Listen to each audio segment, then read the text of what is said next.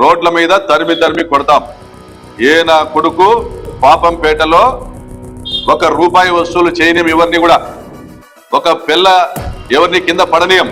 మీరు రాచూరు వంశస్థులు కావచ్చు, వెల్లపల్లి వంశస్థులు కావచ్చు, మీరు కోర్టుకు ఏ ఒక్కరు ఫేక్ డాక్యుమెంట్లు సబ్మిట్ చేసినా, ఈ ప్రాంతంలో ఉన్న ఇళ్లను వ్యవసాయ భూములుగా చిత్రీకరిస్తూ దొంగ పొజిషన్ సర్టిఫికెట్లతో మీరు కోర్టులకు వెళ్ళినా, మీరు ఏ అధికారులు లోపరుచుకొని మీరు ఈ ప్రాంతంలో కోర్టులు వసూలు చేద్దాం అనేటువంటి ఆలోచనతో మీరు ముందుకు వచ్చిన తస్మాత్ జాగ్రత్త.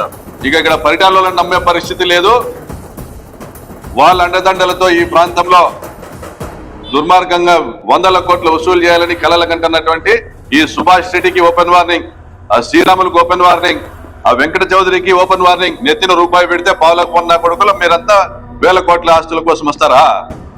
జనం ఏమైనా తికనా కొడుకులు అనుకుంటున్నారా? తస్మాత్ జాగ్రత్త.